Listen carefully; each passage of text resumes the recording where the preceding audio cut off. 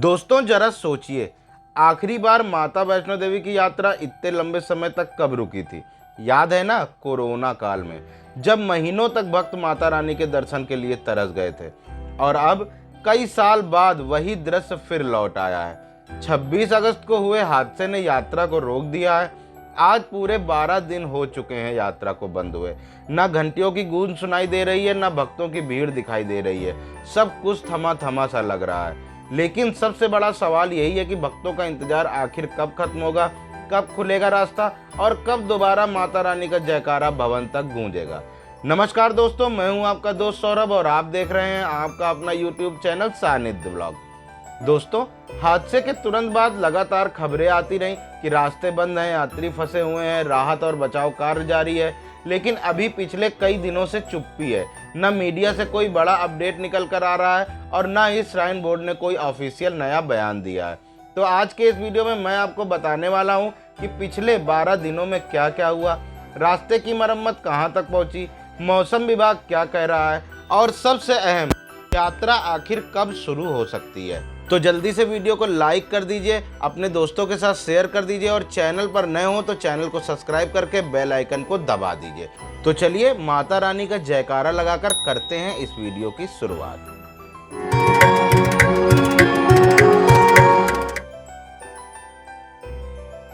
दोस्तों अब जरा सोचिए, हादसे को हुए पूरे 12 दिन हो चुके हैं। शुरुआत के 3 से 4 दिन तो लगातार खबरें आती रहीं कि रास्ता बंद है, यात्रियों को वापस भेजा जा रहा है, राहत और बचाव का काम जारी है। लेकिन अब पिछले हफ्ते से मीडिया भी चुप है और श्राइन बोर्ड की तरफ से भी कोई बड़ी अपडेट नहीं आई है। लोगों के मन में सवाल उठ रहा है कि आखिर इतनी खामोशी क्यों है। इसकी असली वजह यह है कि हादसे के बाद रास्ते पर लगातार मरम्मत का काम चल रहा है। मलबा हटाया गया है, टूटे हिस्से को ठीक किया गया है, कई जगह सुरक्षा दीवार भी बनाई जा रही है। लेकिन अभी भी कुछ पैचेस ऐसे हैं जहां खतरा बना हुआ है। यानी साफ है दोस्तों, प्रशासन फिलहाल कोई रिस्क नहीं लेना चाहता। जब तक हर जगह रास्ता पूरी तरह सुरक्षित नहीं हो जाएगा तब तक यात्रा शुरू करने का ऐलान नहीं होगा। और यही वजह है कि 12 दिन बाद भी कोई बड़ी घोषणा सामने नहीं आई है। भक्त इंतजार कर रहे हैं, लेकिन प्रशासन धीरे धीरे और सावधानी से काम कर रहा है। दोस्तों अब बात करते हैं सबसे अहम चीज की, यात्रा मार्ग मरम्मत की। क्योंकि हादसा यहीं हुआ था और इसी वजह से पूरी यात्रा बंद करनी पड़ी। हादसे के बाद सबसे पहले काम हुआ मलबा हटाने का। भूस्खलन से जो पत्थर और मिट्टी रास्ते पर गिर गए थे उन्हें लगातार मशीनों और मजदूरों की मदद से साफ किया गया। कई जगह जेसीबी और क्रेन लगानी पड़ी ताकि बड़े बड़े पत्थरों को हटाया जा सके। इसके बाद शुरू हुआ रिपेयरिंग वर्क।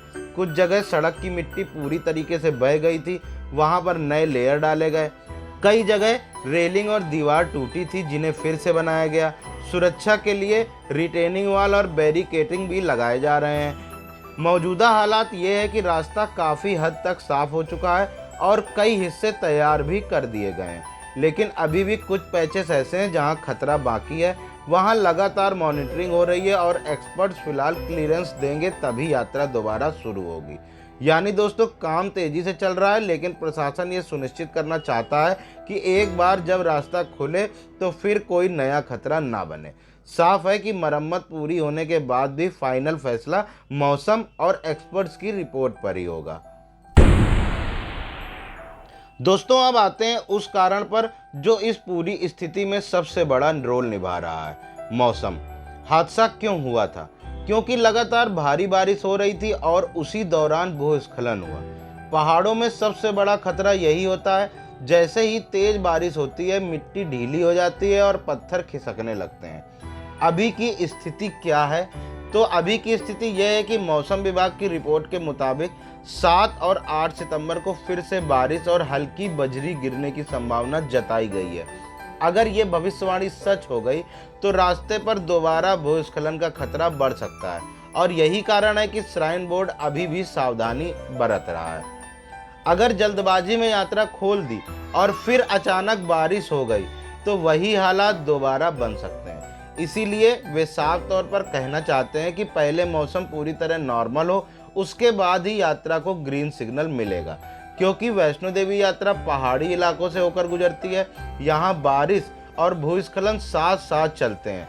अगर ऊपर से मलबा गिर गया तो नीचे हजारों यात्रियों की जान खतरे में पड़ सकती है।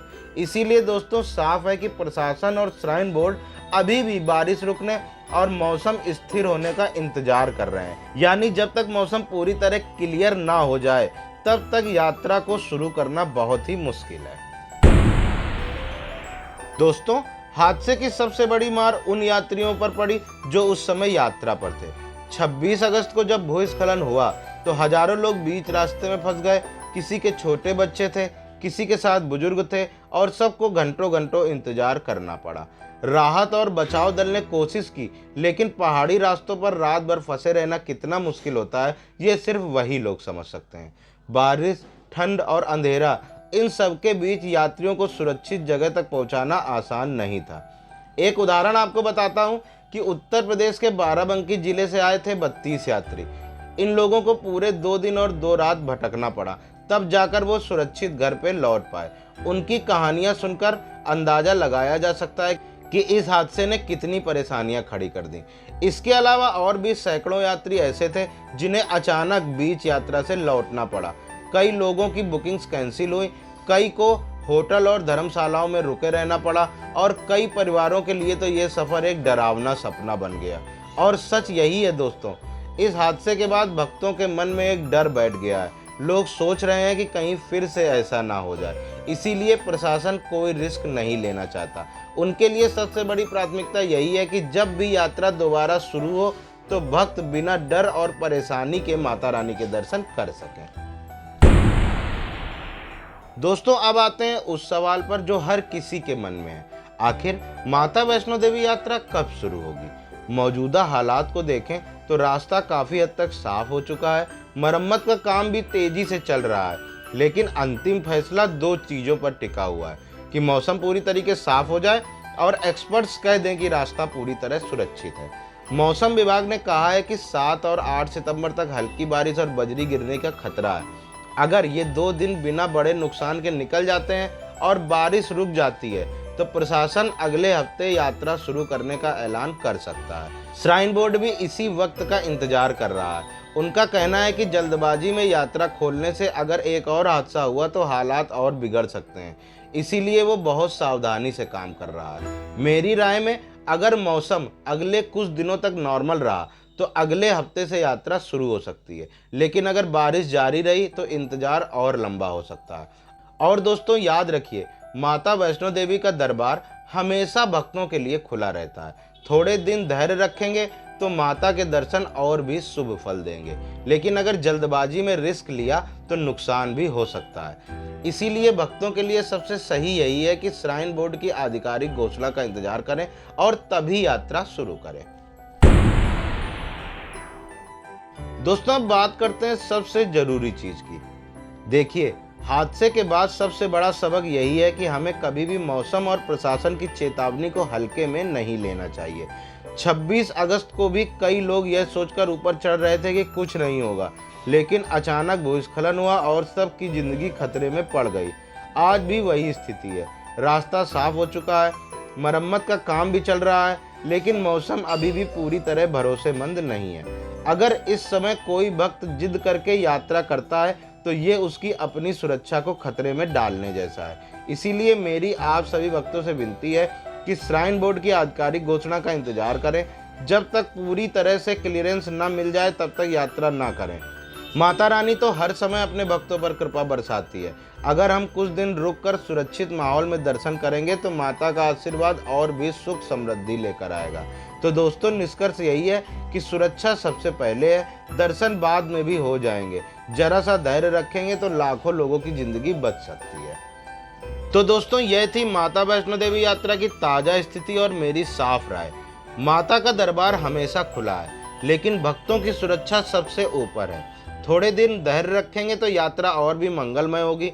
अगर आपको मेरा यह वीडियो जानकारी देने वाला और मददगार लगा हो तो इसे लाइक ज़रूर कीजिए, अपने दोस्तों और व्हाट्सएप ग्रुप्स में शेयर कीजिए, और हाँ, हमारे चैनल सानिध्य ब्लॉग को सब्सक्राइब करना बिल्कुल मत भूलिएगा, क्योंकि यहाँ आपको हमेशा मिलेंगी सबसे सच्ची और ताज़ा यात्राओं से जुड़ी अपडेट्स। तो मैं हूं आपका दोस्त सौरभ, मिलता हूं आपसे अगले वीडियो में। तब तक के लिए अपना ख्याल रखिए। जय माता दी।